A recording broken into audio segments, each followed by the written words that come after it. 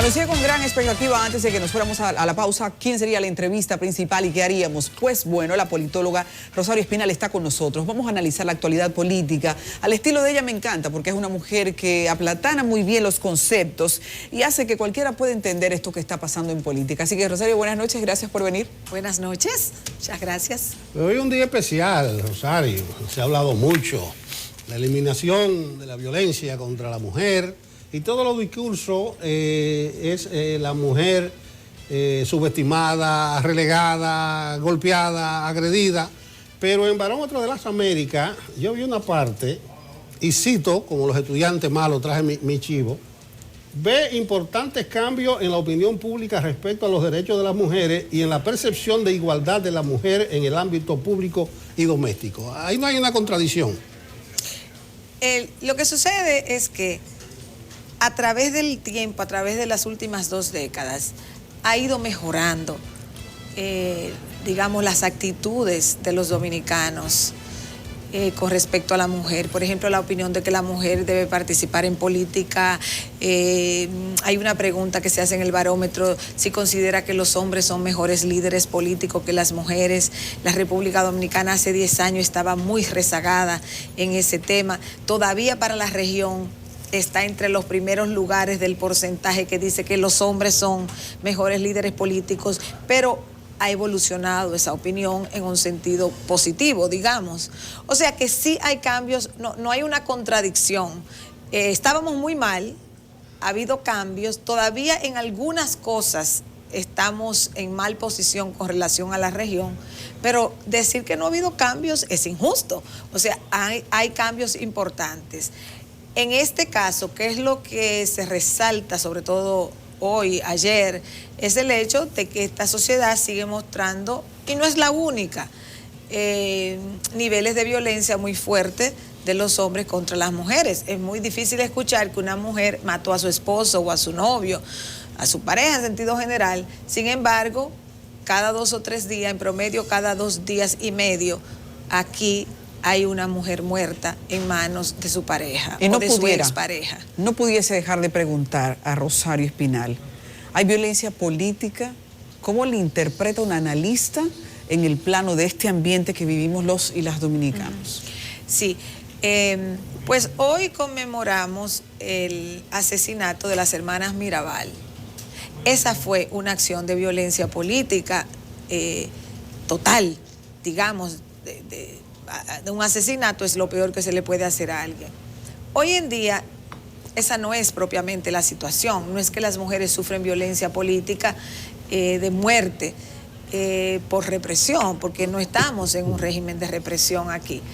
La violencia política actualmente se manifiesta más en estrategias de los partidos de bloquear acceso a candidaturas de las mujeres o de buscar mecanismos para quitarle candidaturas, que ha sido un problema en elecciones pasadas, aunque se supone que la nueva legislación lo va a prohibir.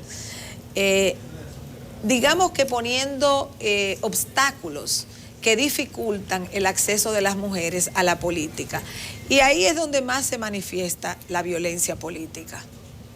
Rosario, es placentero discutir contigo. No porque uno necesariamente se sienta cómodo, sino porque tú analizas variables, como uno decía antes, el análisis concreto de la realidad concreta, y no se ve ningún tipo de apasionamiento, y mucho menos filiación con determinadas posiciones políticas. Se está dando como un hecho que la entrada de Leonel al escenario como rol opositor decreta una segunda vuelta. ¿Qué tú opinas? No necesariamente. Porque va a depender, si es que Leonel es candidato, de que ocurra el siguiente fenómeno. Yo pienso que el leonelismo está apostando a que el imán de Leonel Fernández, expresidente del país, etcétera, va a ser lo suficientemente fuerte como para atraer un flujo de votantes importantes de su lado. Es un supuesto bajo el cual opera el leonelismo, pero eso hay que verlo en la realidad. Del otro lado hay 2 partidos que, a pesar de la división del PLD, la mayor parte de la estructura del PLD se ha quedado en el PLD. El PLD está en el gobierno, o sea que controla toda la estructura estatal. Y por otro lado está el PRM, que se fue posicionando como el partido de oposición, el principal partido de oposición. Esos dos partidos, de no ocurrir nada nuevo, porque uno en situaciones de cierta fluidez política no sabe lo que va a ocurrir. Algo que uno no esté contemplando porque no ha ocurrido todavía. Pero supongamos que no ocurra nada nuevo, dramático. Supongamos que la situación actual se mantiene más o menos hacia las elecciones de mayo. Yo supongo que en mayo el electorado va a estar muy cansado de elecciones y eso lo va a motivar a ver quiénes son las dos principales opciones, quiénes sean las dos principales opciones y tomar la decisión de irse por una o de otra para no tener que ir a un nuevo proceso electoral. Por otro lado, los dominicanos han mostrado en la mayoría de las elecciones que tienden a concentrar el voto, sobre todo en dos partidos. Entonces, es un electorado que se ha acostumbrado a elegir en primera vuelta. Aquí solo se ha dado segunda vuelta, después que se estableció, solamente en una ocasión, que fue en el 96, y había una coyuntura muy especial. Algunos argumentan que está la coyuntura similar ahora, no es lo mismo, son situaciones diferentes. Yo pienso que si no ocurren novedades muy grandes, a la hora de la verdad, en mayo, es muy probable que los electores se inclinen por un partido o por el otro. ¿Se puede calificar a la Junta Central Electoral como complaciente con muchas de las decisiones que está tomando el gobierno? Por ejemplo, de aquí a las elecciones, una observación necesaria va a ser el uso de los recursos del Estado. Y cuando se hizo un gran comando de ministros para trabajar en la calle, pues al final se le dio favor de causa, pese a las críticas de fondo que eso podía aguantar. Ahora vemos al presidente en la calle. Y la Junta Central Electoral no parece tener una posición contraria a eso. ¿Está siendo complaciente la Junta con el gobierno? Bueno, quizás esa es una manera de interpretar la situación, pero todas las juntas electorales en este país han sido complacientes. Yo no conozco ninguna que no haya sido complaciente, por un lado. Por otro lado, el marco legal que tiene la Junta Central Electoral es la de llamar a los partidos. Aquí ni siquiera se ha puesto el fiscal electoral ese, que la figura que crearon nueva, eso ni siquiera existe. La Junta Central Electoral no tiene un menú de opciones adecuado para realmente imponerle cosas a los partidos. Los partidos se han mostrado en este país muy resistentes a que le impongan la ley. Hasta las leyes que ellos mismos crean terminan siendo o no cumplidas o derogadas. Ahora, digamos, la experiencia nueva es derogar artículos de la ley por el Tribunal Constitucional, declarando leyes inconstitucionales o porque violan el derecho a la asociación, o el derecho o la libertad de prensa, o la libertad de expresión, o la libertad de asociación, o sea, derechos fundamentales. Entonces es muy difícil en este país regular los partidos, porque la clase política nunca se ha dedicado a que realmente eso se haga una realidad. Rosario, el PRM es el referente obligado de la oposición. Incluso tú dices que es la oposición. Entonces, uno se pone a pensar en la movida política que ha hecho Abinader y el PRM, su pacto con Leonel, aunque ellos dicen que no tienen pacto con Leonel, que son cosas parciales, y podría interpretarse eso, que Abinader ha abierto o se ha creado una oposición a sí mismo. O podría haber dejado a Leonel que flote a ver hacia dónde iba a coger. Uno se puede imaginar para dónde iba Leonel con esas posiciones. Y va a terminar ahí mismo. Entonces, ¿cómo valoras tú si fue precipitado el movimiento del PRM y de Abinader?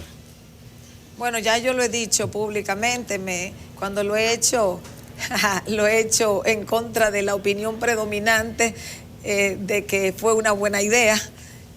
Yo he dicho en varias ocasiones que me parece que no fue una buena idea. Un partido que debió aprovechar las últimas semanas, es decir, estamos hablando de que las primarias fueron el 6 de octubre. Estamos a fines de noviembre, este mes y medio, digamos.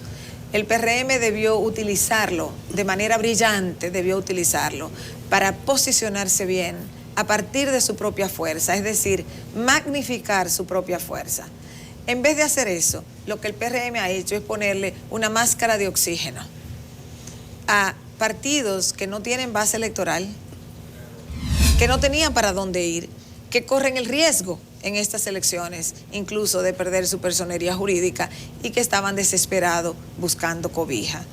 El PRM se lo ha dado, se le ha dado esa cobija, le ha puesto esa máscara de oxígeno para que sobrevivan y está contando con que esa alianza le va a hacer dos cosas. Una, le va a permitir proyectar una gran coalición que supuestamente atraerá a muchos votantes, pero sus aliados no tienen votos.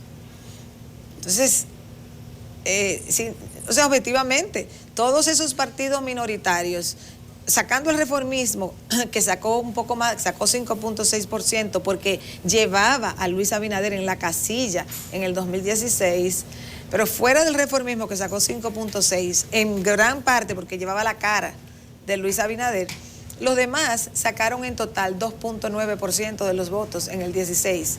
Y de ese 2.9%, 1% es del BIS, que iba en alianza en el 16 con el PLD. O sea que ese 1% está inflado por haber ido con un partido que sacó muchos votos. Entonces, a la hora de la verdad, estamos hablando de un conjunto de partidos muy pequeños que en total sacaron 2% de los votos. Pienso que el PRM ha hecho lo que en inglés y aquí llaman en lenguaje de negocios un outsourcing.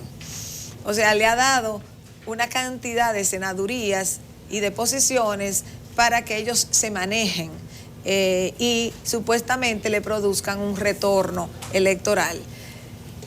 Yo realmente no le veo la lógica, porque para enfrentar un partido en el poder, un partido dominante en el poder, aún dividido como está ahora, ese PRM necesitaba enarbolar el discurso del cambio.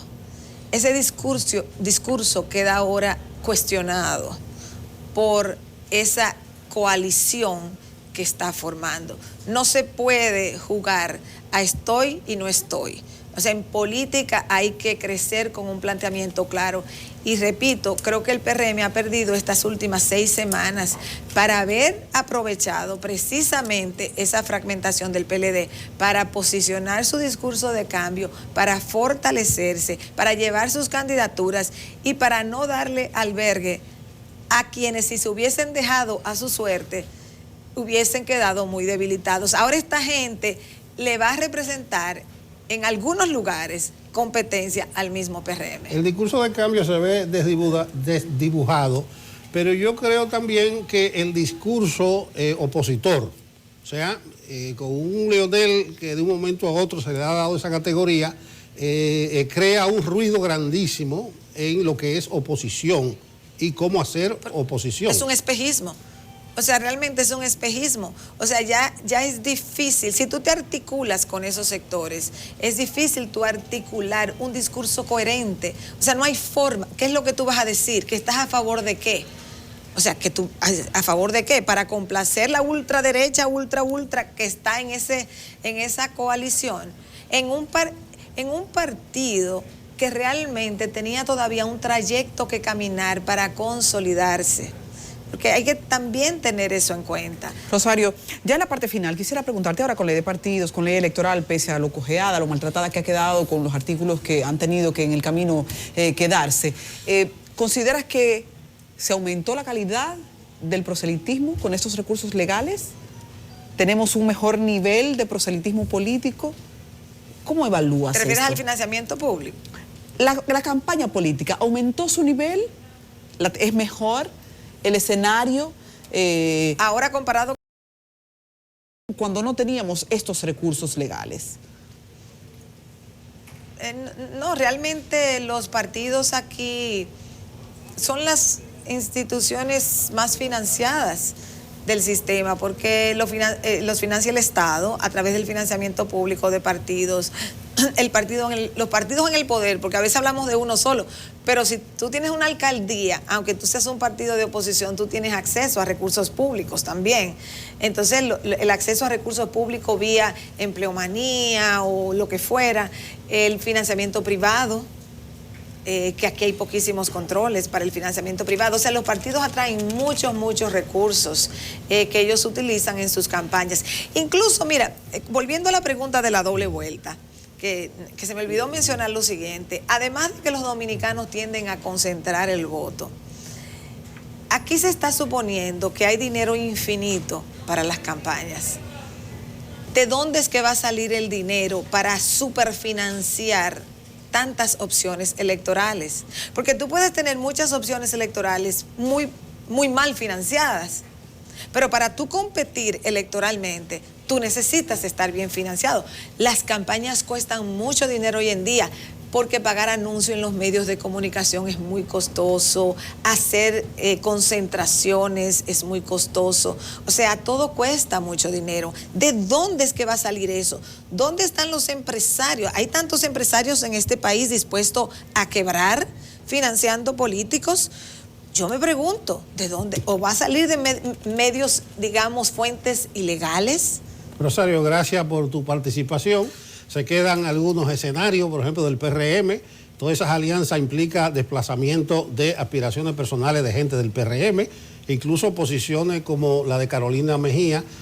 Dice que ahí hay gente que algo le huele mal en Dinamarca, pero son escenarios que lo tendremos pendiente para conversarlo contigo en una próxima ocasión. Muchas gracias. Bueno, nosotros continuamos con Diálogo 2020.